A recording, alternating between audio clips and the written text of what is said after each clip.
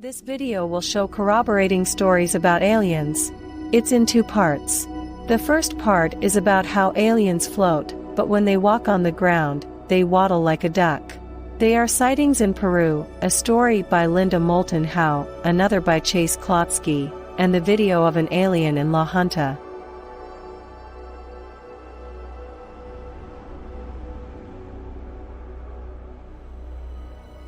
Peruvian villagers claim they were attacked by predator-style aliens.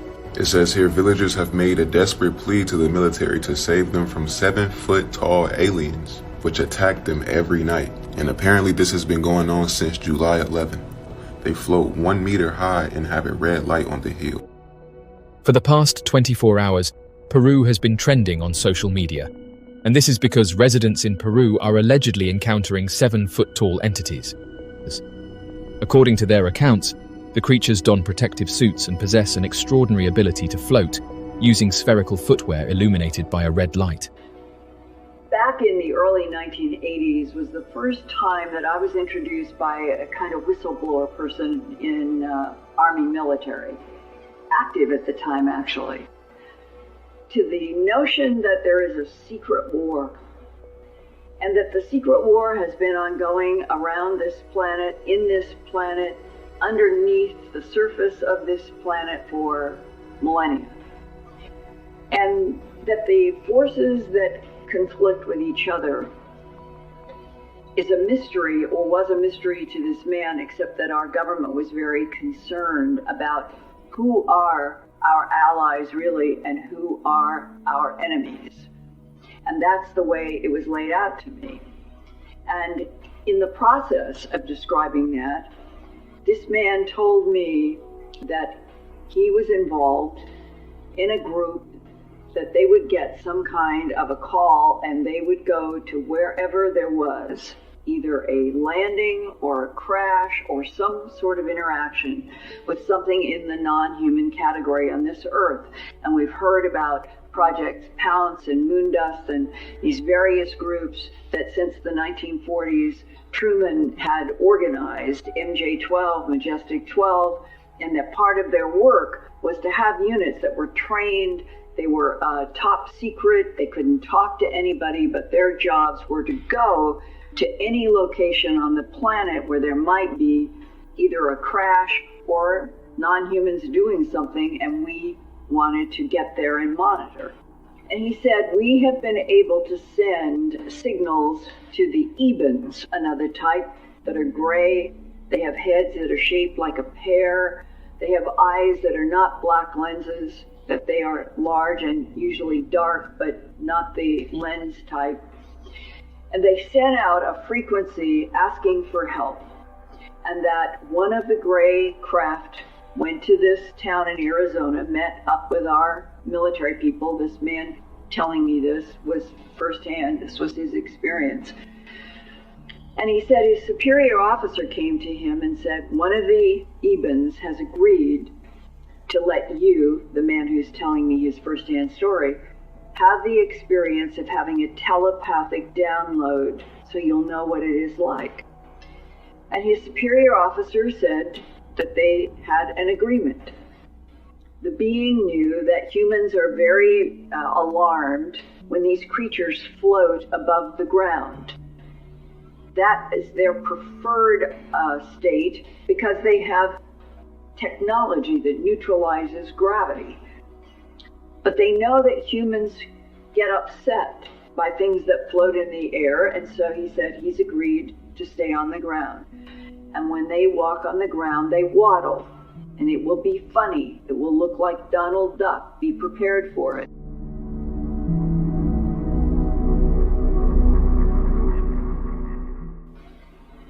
Here comes the being. It's waddling. It looks like Donald Duck in a cartoon. It makes him feel like he wants to laugh. He's hearing his boss telling him exactly what's going to happen. This thing is waddling, coming up.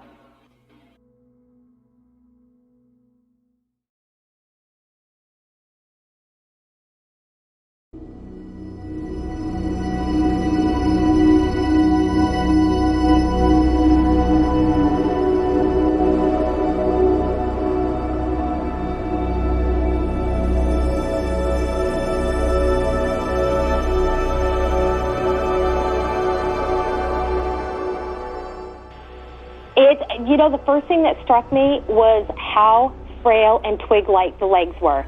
In fact, I was so focused on those legs because I've never seen anything like it. I was surprised because there's no way these little twigs could hold up that body. That's.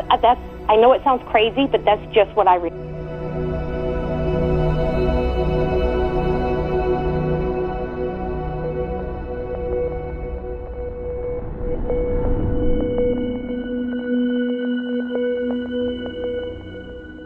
These next clips are for part 2, which corroborates stories about how when a human is within 6 to 7 feet of an alien, they are instilled with tremendous fear.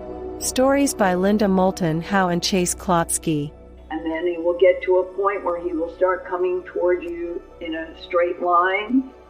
At about 6 to 7 feet away, he will stop.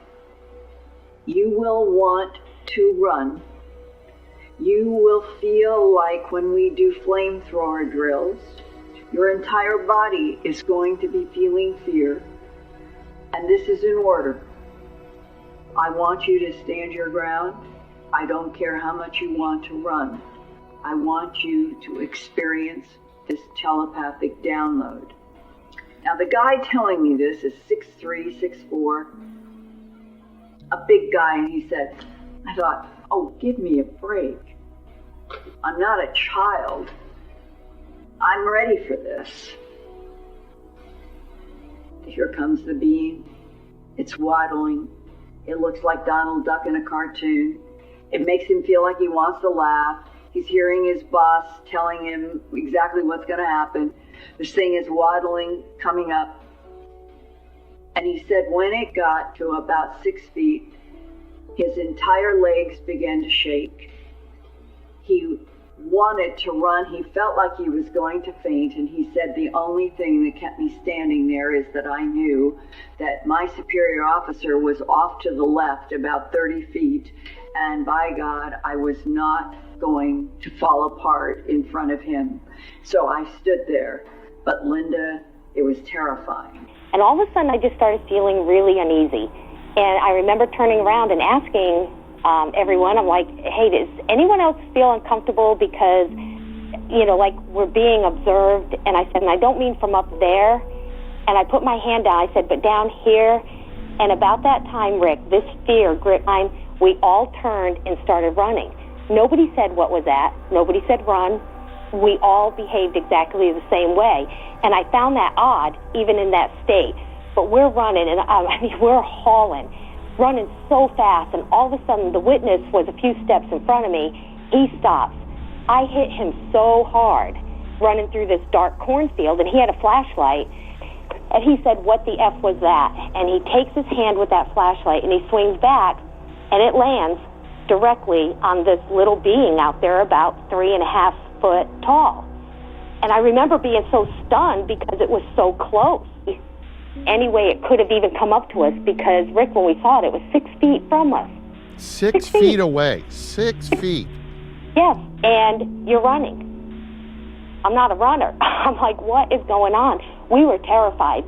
We all jump in this truck. We leave this field where we left so fast. He caught air. We were airborne leaving that field.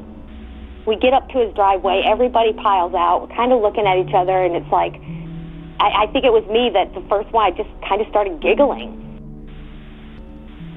Was that? It was just kind of crazy. And at this point, I'm starting to feel better.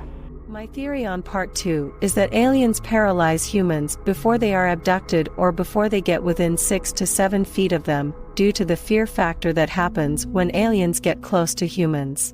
Thank you for watching my video. If you enjoyed it, please like, comment, share, subscribe. Check out my other videos. Please visit my website at samstwitch.com. My Twitter profile is at samstwitch_sam. My YouTube channel is at youtube.com/samstwitch. I post videos that I cannot post on YouTube on my BitChute channel at bitchute.com/samstwitch.